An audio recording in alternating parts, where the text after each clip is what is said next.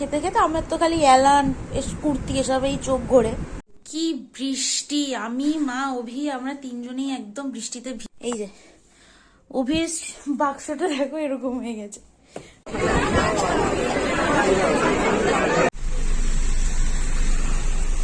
Hello everyone, blog ভ্যানিটিতে সবাইকে অনেক অনেক ওয়েলকাম। তো শুরুতেই তোমরা দেখতে পাচ্ছ আমার ঘরে কাজ চলছে। আমার বড় ঘরের যে এসিটা, সেই এসিটা দিয়ে খালি জল পড়ছে, মানে ঘরেই জল পড়ছে, জলটার বাইরে দিয়ে পড়ছে না। এই পুরো জলটা ঘরেই পড়ছে এসি থেকেই। তো তার জন্য অনেক দিন ধরেই আমরা যাকে নাজবুলদা যার নাম, তাকে আমরা এই এসি সার্ভিসিং করাই, কিন্তু সে তো আসছেই না। একবার দেশে গেলে তার কোনো পাত্তা পাওয়া যায় না। তো অন্য আরেকজনকে আমরা ডেকেছি, সেই ভালো কাজ করে দিয়েছে। আর এই ব্লগটা কিছুদিন আগের, রিসেন্ট নয়, দু একদিন আগের ব্লগ নয়, এটা কিছুদিন আগের ব্লগ। ঠিক কবের আমার মনে পড়ছে না। আর এখানে দেখো হনুমানজির ওপরে যে ফল সিলিংয়ের গোল লাইটটা, 8 GB লাইটটা, সেটা একটু প্রবলেম করছে, তাই ওটাও পাল্টাতে হবে। তো ওটা ওয়ারেন্টি পিরিয়ডের মধ্যেই খারাপ হয়েছে, তো ওই জন্য অসুবিধা হয়নি, শুধু দোকানে গিয়ে আরেকটা নিয়ে আসতে হয়েছে। আর এই একটা পিঙ্ক কালারের চেন লাইট, আমার খুব ইচ্ছে ছিল যে আমি রান্নাঘরে একটা চেন লাইট দেবো। তাই ফার্স্টে ভাবছিলাম যে কী কালারের চেন লাইট দেওয়া যায়। তখন ভাবলাম পিঙ্ক কালারের লাইট কোথাও নেই, আমার কোনো ঘরেই নেই, তো পিঙ্ক কালারের চেন লাইটটা দেওয়া যেতে পারে। এই ভিডিওর পরেই তোমরা দেখতে পারবে রান্নাঘরটা দেখতে খুবই সুন্দর লাগছে। আর ও পরে না, এখানেই দেখতে পারবে। যাক, ভালো। আর অনেকটা বড়ই চেন লাইট কিনেছিলাম, তো দেখতে বেশ ভালো লাগছে। প্রত্যেক দিন সন্ধেবেলা এই লাইটটা আমি আমার রান্নাঘরে জ্বালাই। আর আমার বলতে পারো সব ঘরেই এখন চেন লাইট আছে। সবার কাজ শেষ করে যেতে দুপুর হয়ে গেছে, তো লাঞ্চ করে আমি আর অভি গাড়ি করে একটু বেরিয়েছিলাম। প্রদীপদা, হ্যাঁ। তো আমি খুব ভয়ে ভয়ে বেরিয়েছি। আর আজকে ওয়েদারটা খুব ঠান্ডা, এসি চালাতে হবে না আমার। মেনলি এসি চালালেই এই প্রবলেমটা হয়। এসি চালালে জানলা সব বন্ধ করতে হয়, আর এই গন্ধে বা কোনোটা গন্ধে বা সব বন্ধ থাকে বলে প্রচন্ড পেট গোলায়, বমি পায়।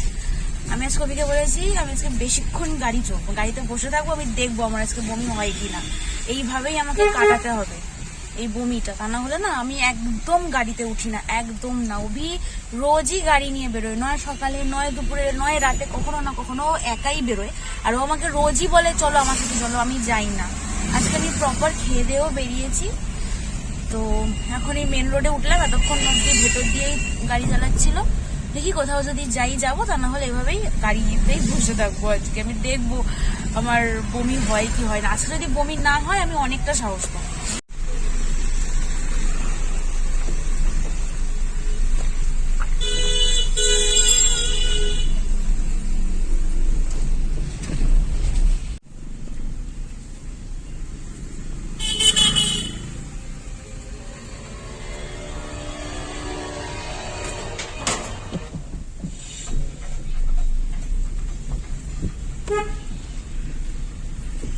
এখন আমরা আছি কল্যাণী রোডে কুন্ডু বাড়িতে। এইখানকার চা খুব বিখ্যাত, আমি খাই না চা, দুধ চা তো আরোই খাই না। তো একটু সাইডে দাঁড় করালো অভি গাড়িটা। অভি দুধ চা আনতে গেছে, এখানে এসেই বোধহয় চাটা খাবে।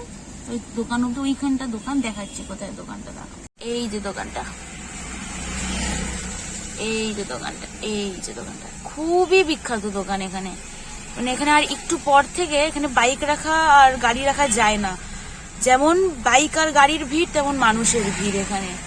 আশেপাশে অনেক টুকটাক কাবাবের দোকান, ঘুগনির দোকান, এইসবও খুলে যায়। যে অভির হাতে চা, অভি চলে এসছে, খুলে যায়, কিন্তু সেটা আর একটু পর থেকে। আর বেশ মেঘ করে আছে, বৃষ্টি বৃষ্টি হবে মনে হচ্ছে। অভি আমাদের আসছেন। আজকে আমি অভিকে বলেছি আমি তাড়াতাড়ি গাড়ি থেকে নামবো না, কিন্তু তোমার কাছে অনেকক্ষণ গাড়ি চালাতে হবে, তাই একটুখানি চা ব্রেক নিয়ে নিল মাঝখান থেকে। এখানে চলে আসো অভি,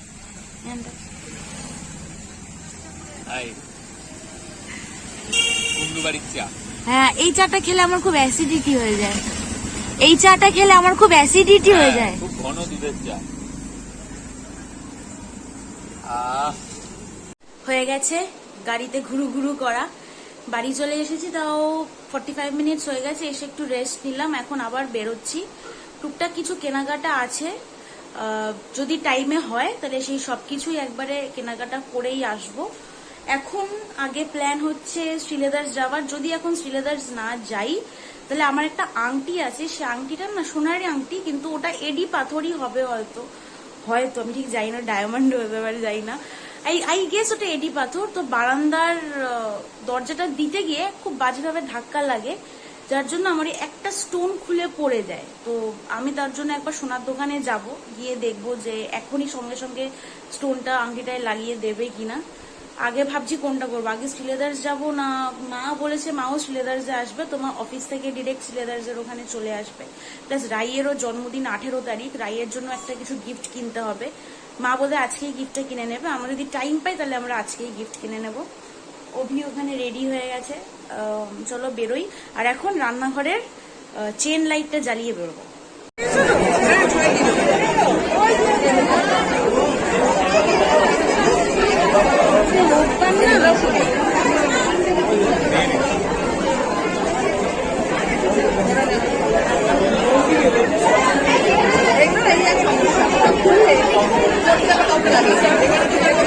নাহলে বসে পড়তে হয়।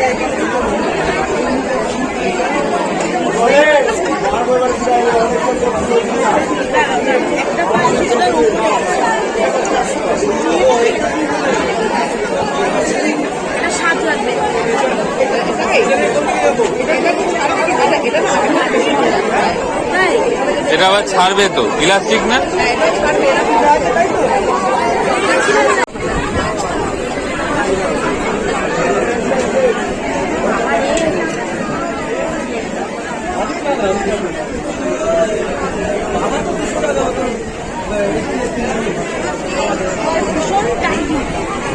এখন তো ভীষণ টাইট, এটা কয়েকদিন পরলেই লুজ হয়ে যাবে।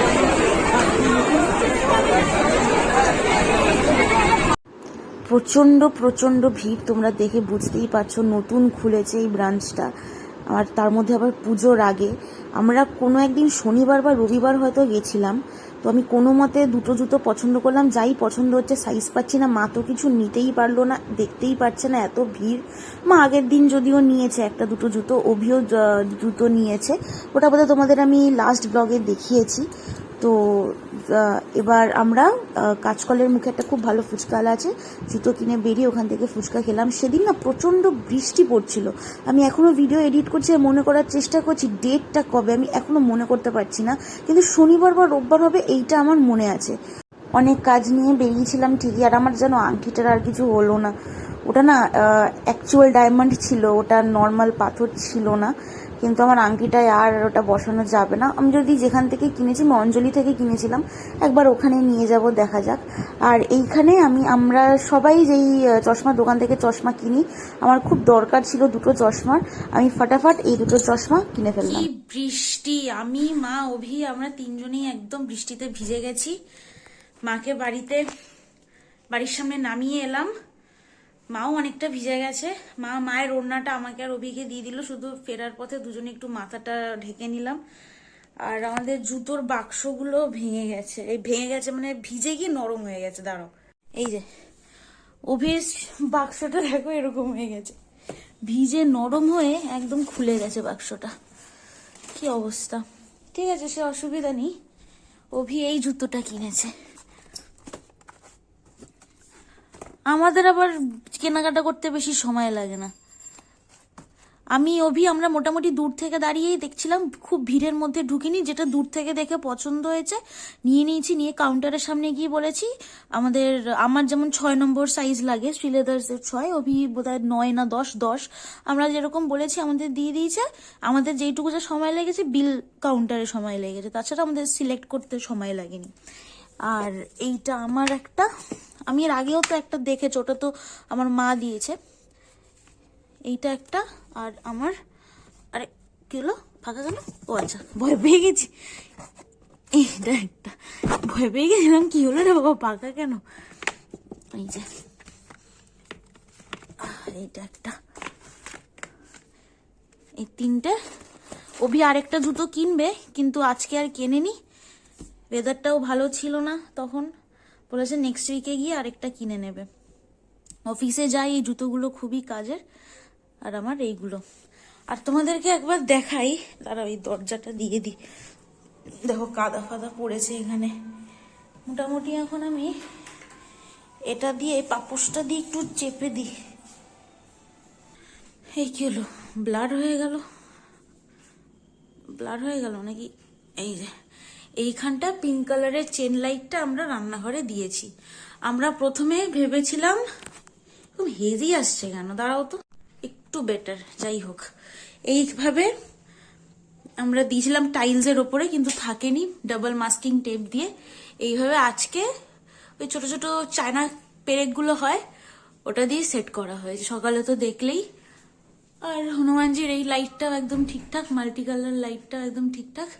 আমি ফটাফট এখন চুলটা মুছি আর ড্রেসটা চেঞ্জ করি। এটা দেখিয়ে দিই, আমাদের এই ডিনার হলো, খেয়ে উঠলাম। তারপরে আজকে যেখানটা দাঁড়িয়ে ফুচকা খাচ্ছিলাম, কাঁচকলের ওখানে অ্যাপেলোর বাইরে একটা ফুচকাওয়ালা বসে, খুব ভালো ফুচকা বানায়, ওখানেই ফুচকাটা খেলাম। তোর পাশেই ফুচকা খেতে খেতে আমার তো খালি এলান কুর্তি এসবেই চোখ ঘোরে। তো পাশে একটা দোকানে এই এলানটা দেখলাম, দোকানটা বেশ ভালো, আমি আগেও কিনেছি ওখান থেকে। তো এটা আমার খুব ভালো লাগলো। তো আমি জাস্ট এমনি মাকে বললাম, মা দেখো এলানটা খুব সুন্দর দেখতে, দূর থেকেই দেখাচ্ছি মাকে। আর মাকে বলছি কি, মা এটা কালো না ডিপ নীল কি মনে হচ্ছে গো?